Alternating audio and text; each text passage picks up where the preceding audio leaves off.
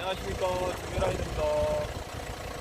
오늘은 제가 아는 형님이 영암 서킷에 출전하거든요. 그래서 거기 갔는데 생각한 게 이제 바이크만 시승기나 뭐 리뷰를 할 게 아니고 차도 한번 리뷰를 해보면 어떨까 이런 생각이 들어서 저기 와이프가 타고 다니는 차를 한번 가면서 리뷰를 한번 해보려고 해요.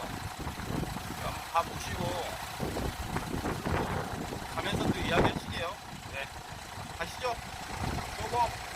박진감 넘치는 영암 서킷의 긴장감을 촬영하기 위해서 지금 영암으로 가고 있거든요. 영암 서킷 가는데 저렴하게 구매할 수 있는 그런 중고차가 이런 차들이 있다, 이런 것들을 좀 설명드리고 싶어서 이제 일단 그 첫 번째 주자는 이제 BMW E 시리즈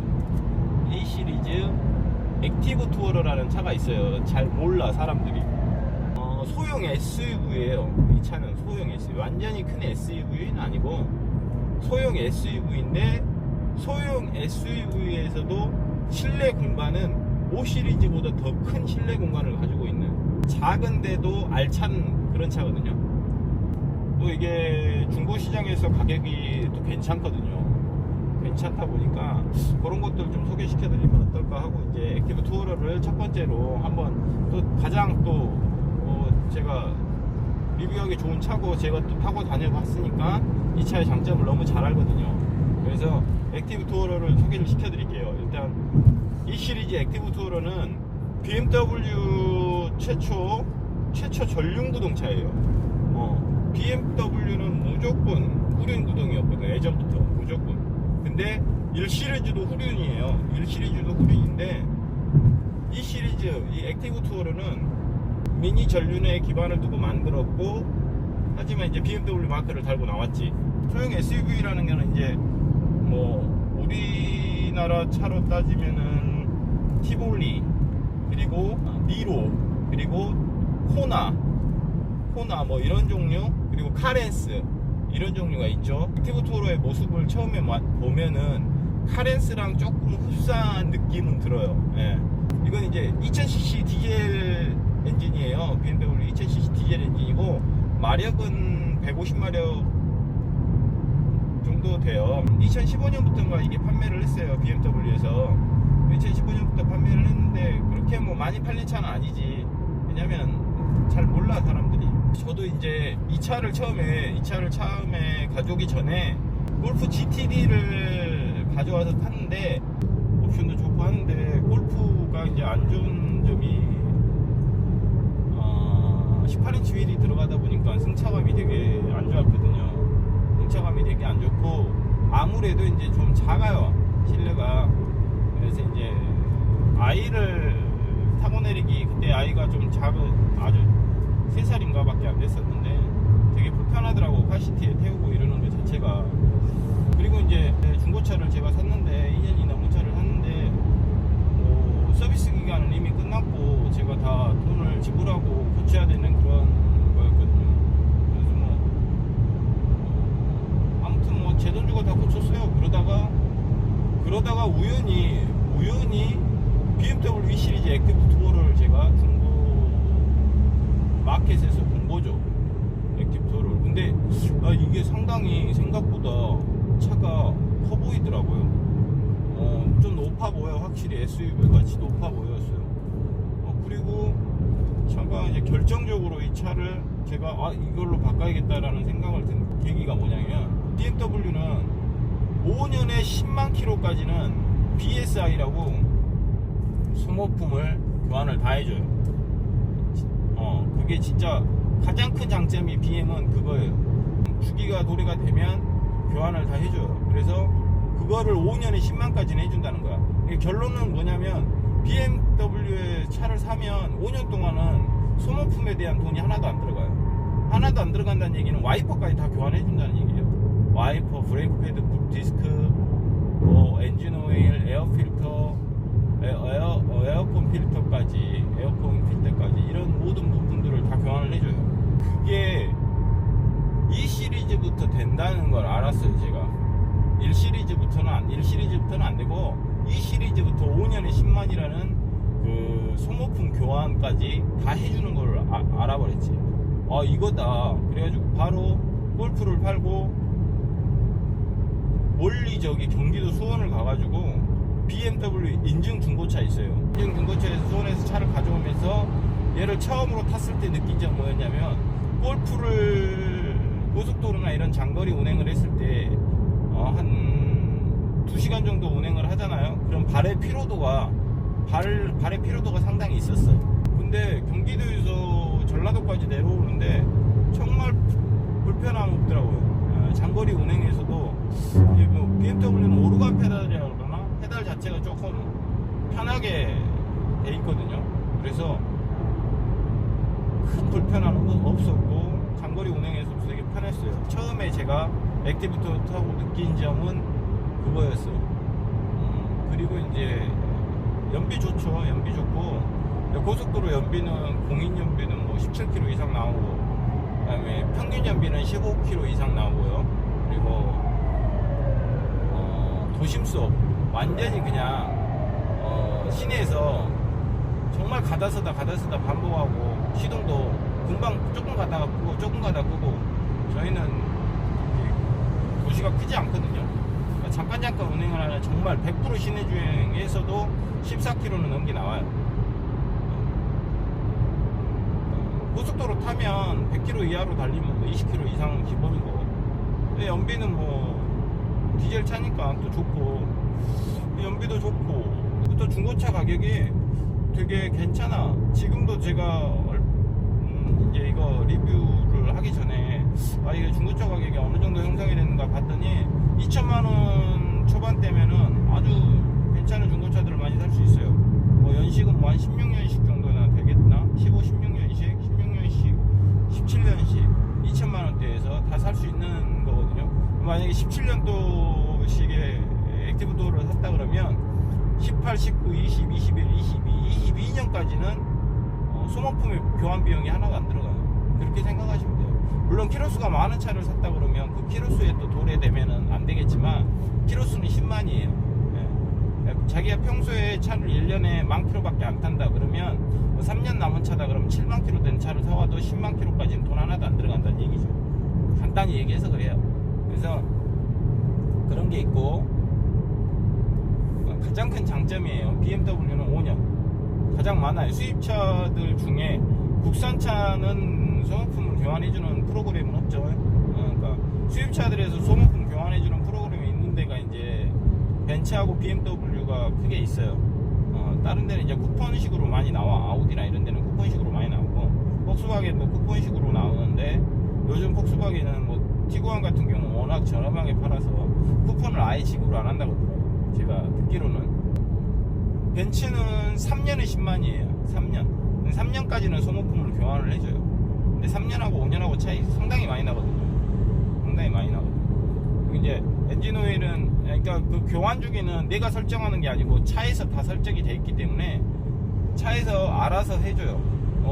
이 차같이 저희 와이프가 타는 차같이 가혹한 조건에서 운행을 많이 하고, 가혹한 조건이라 하는 거는 이제 고속도로를 주로 다니는 게 아니고 시내 주행을 주로 다니는 걸 가혹한 조건이라고 얘기를 해요. 뭐 200 이상 맨날 이렇게 쏘고 다닌다 이게 아니고, 가혹한 조건이란 건 바이크도 마찬가지예요. 바이크도 마찬가지인데, 우리 바이크들은 항상 고출력의 엔진을 갖고 있다 보니까 힘쓰고 막 다니잖아요. 근데 그거는 따로 이제 바이크 오일에 대해서도 다시 제가 얘기를 드릴 건데, 자동차도 마찬가지예요. 가다서다를 반복하는 시내 주행이 가장 가혹한 조건이거든요. 그 이유는 가다서다를 반복하면, 나는 차를 5,000km밖에 안 탔지만 가다서다를 반복하니까 엔진에 구동하는 시간은 되게 많거든요. 특히나 길이 막히고 막 1시간 동안 길 막히고 있어봐. 그럼 그 시간 내 동안에 엔진은 계속 가동하고 있는 거잖아요. 그쵸?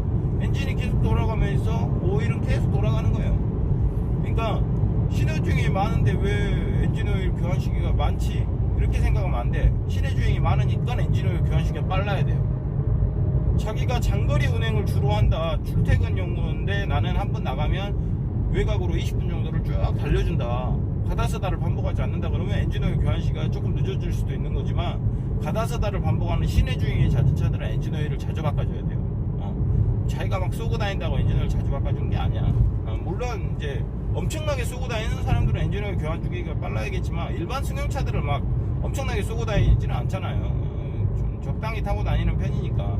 그러면은 엔진오일은 충분히 그 위에 맞게끔 견뎌내는데 그거보다 중요한 거는 가다서다를 반복하는 시내 주행에서는 오일 관리를 잘 해줘야 됩니다.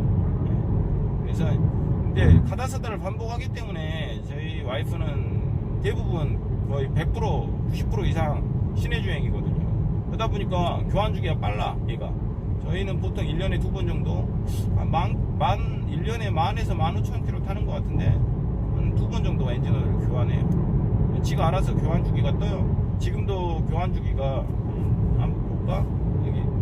여기 한번 찍어줘 봐. 보면은 여기 보면 서비스 코드가 이렇게 떠요. 이렇게 뜨면 이제 다 OK야. 지금은 OK라고 써져 있잖아. 그럼 OK가 써져 있으면 이건 다 정상적인 범위예요. 근데 이제 엔진오일을 들어가 보면 보이시죠? 4,800km 내에 늦어도 명시된 주행거리에 도달하는 시점에 서비스를 받으라고 나오잖아요. 이게 무슨 말이냐면 4,800km가 남았다는 얘기야. 지금 엔진오일 교환 시기가. 예. 근데 이게 2,000km 안에서는 들어가면 교환을 해줘요. 지금은 교환이 안 돼. 근데 2,000km가 되는 순간에 이제 계기판에도 노란 불이 떠요. 교환을 들어가라고. 여기도 뜨고 경고등도 뜨고. 예. 그러니까 자기가 보고 이제 2,000km 되기 전에 서비스를 잡아야지. 예약을 잡고 이제 하는 거예요. 이게 보통 교환 주기가 느린 사람들은 되게 느려요. 10,000km 이상을 타도 안 뜨는 사람은 안 떠. 그 이유는 뭐냐면 가혹한 조건에서 운행을 하지 않는다는 얘기거든. 그건 차에서 다 기억을 하는 거니까. 여기 보시면 브레이크 오일, 차량 점검, 뭐 기본적으로 배기가스 이런 거 다 뜬다는 거. 뭔가 이상이 있을 때 다 떠요. 타이어 공기압 이상 있다 그러면 타이어 공기압 이상 있는 것도 뜨고, 여기 보면은 차량 정보를 들어가면 차량 상태를 들어가면 이렇게 나오거든요. 보면은 여기서 이제 타이어 공기압 같은 것도, 공기압은 이제 다시 자기가 세팅을 하고 나면은 항상 공기압 다시 초기화 실행을 해줘서 다시 공기압을 맞춰줘야 돼요. 이런 식으로 지금은 정상적인 공기압이라고 딱 파란불 뜨잖아요. 이상이 있다 그러면 빨간불로 이렇게 공기압이 안 좋다 이렇게 뜨거든요. 체크불도 뜨고. 그런 식으로 이제 전체적인 차량의 컨디션을 여기서 확인할 수가 있어요. 이런 식으로 확인할 수 있고, 지금은 액티브2로 제가 보니까 19년식이 좀 페이스 리프트 됐어요. 페이스 리프트도 됐고 아주 많이 개선이 됐더라고요. 일단 이가 안 좋은 점이 뭐냐면, 여기 좀 찍어줘. 여기 기어봉 찍어줘 보네. 이게 BMW는 1 시리즈도 전자식 기어봉이 다 들어갔거든요. 전자식 기어봉이라고 한다면은 내가 기어를 이렇게 D 바꾸고 이런 게 아니야. 그냥 한 번 클릭으로 D 한 번, 그러니까 까딱까딱 이 위아래가 한 번씩밖에 안 돼요. 걔는.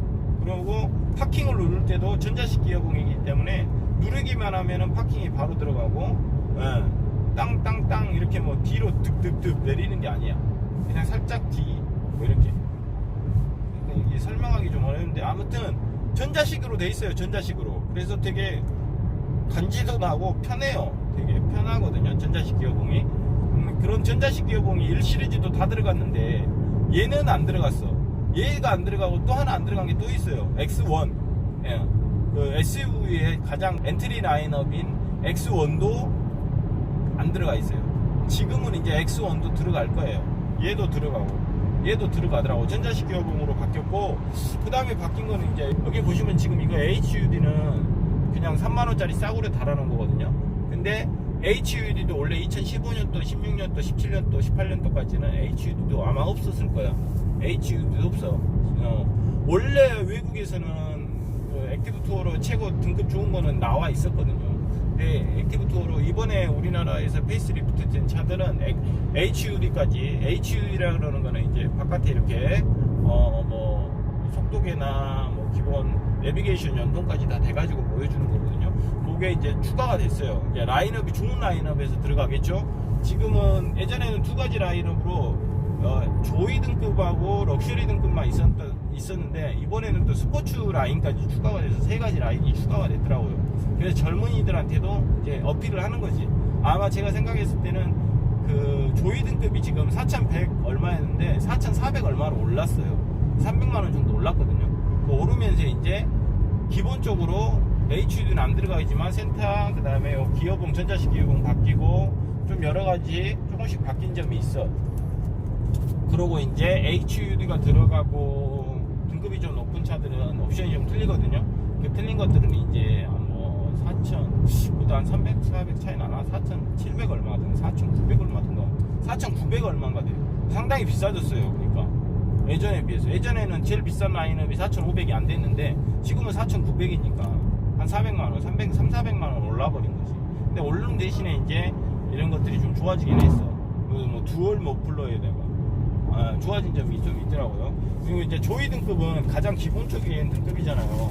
잠깐 얘기를 드리자면, 틀린 점을 얘기를 드리자면, 여기 내비게이션이 인치가 작아요. 얘는 작죠. 그리고 내비게이션 기능이 없어요. 보시면 뭐 전화, 라디오, 그다음에 뭐 멀티미디어, 오디오죠.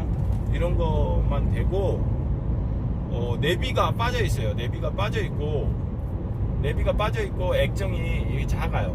근데 이제 조이 등급 위 단계는 내비게이션도 있고 인치가 커요. 인치가 크고 이 백그라운드가 여기가 많이 없어. 여기가 많이 없고 이게 확장이 많이 돼 있는. 근데 아예 이게 틀린 게 들어가요. 큰 게 들어가. 큰 게 들어가고 내비게이션이 있고 그거 차이가 있고요. 그 다음에 차이는 또 뭐냐면 여기 에어컨 공조기 쪽 한번 또 찍어봐.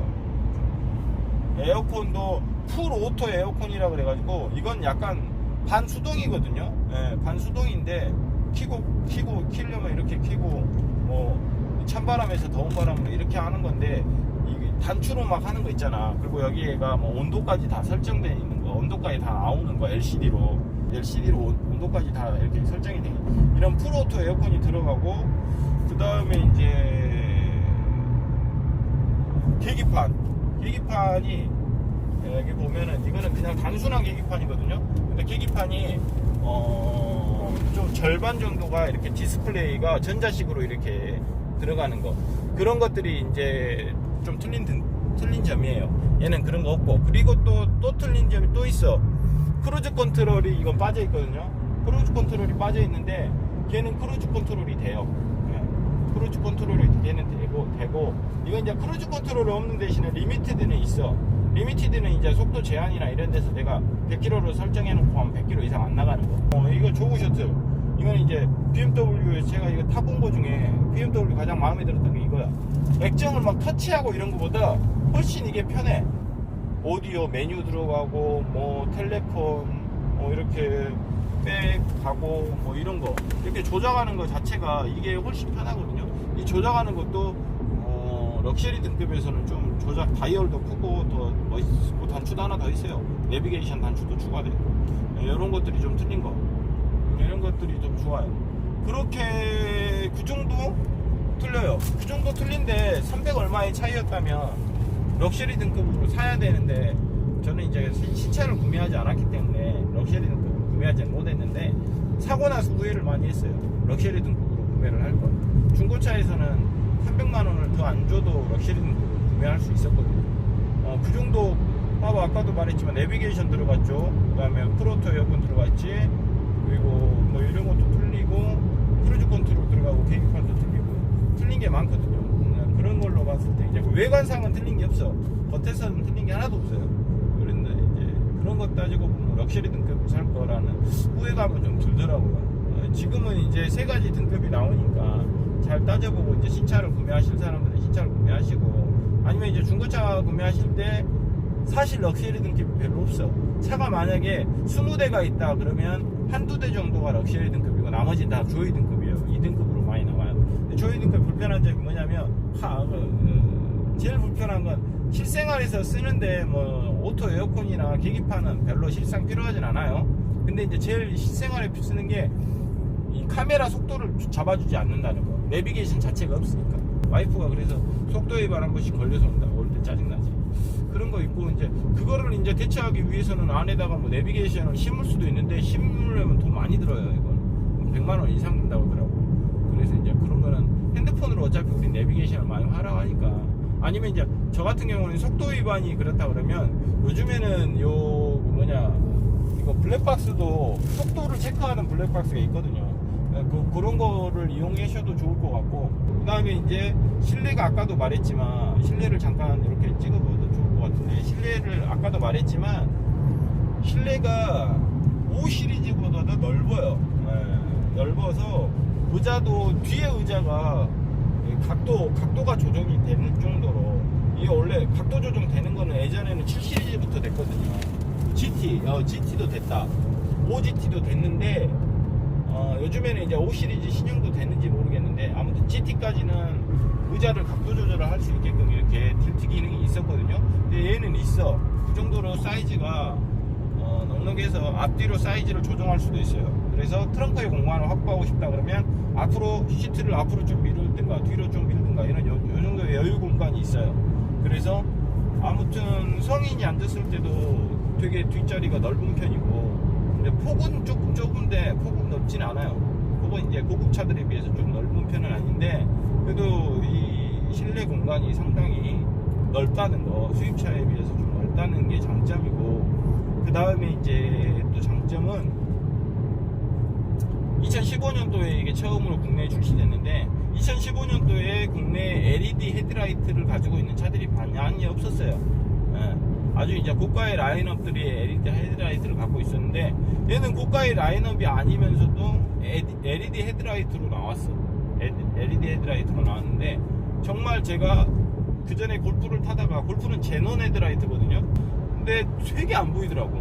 저녁에 운전을 하는데 제논 헤드라이트가 되게 안 보여. 그 헤드라이트 자체가 뭐 빔으로 이렇게 돼 있잖아요.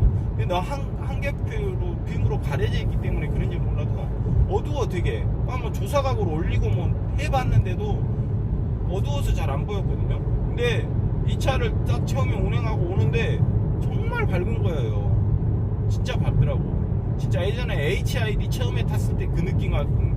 근데 그거보다 HID보다 훨씬 밝아요. LED 헤드라이트가. 요즘 왜 LED로 다 나오겠어요? 대세가 LED가 돼가고 있잖아. 바이크도 LED가 대세가 돼가고 있거든. LED가 효율성이 좋다는 거죠. LED가 정말 밝고 좋더라고요. 타보니까. 그런 15년식인데 LED 헤드라이트가 나왔고, 그 다음에 전동식 테일게이트, 트렁크가 자동으로 오픈이 돼요.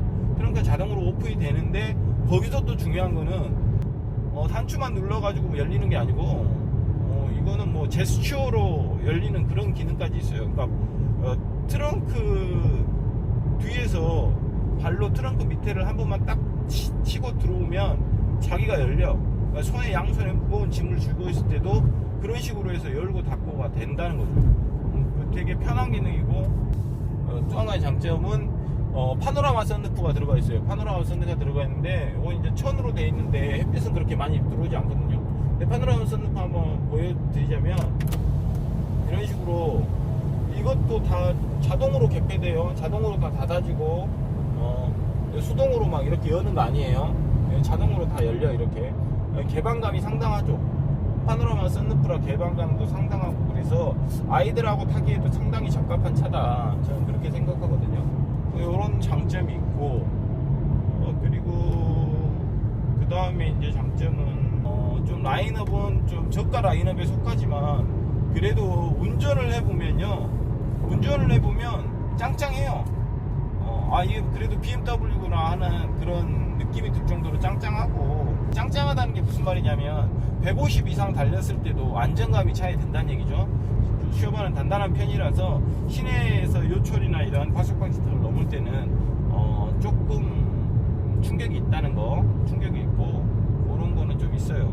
혹시나 중고차를 구매하는데 2천만원 초반대 차를 생각이 있다면 한번 봐보시면, 서비스 기간도 아직 남아있고 키로수도 그렇게 많지 않고 여러가지 장점이 많은 빅디브 투어로도 괜찮다는 거 설명드렸고, 나중에 또 이거 무드등도 들어와요. 그리고 무드등이 지금 보이냐?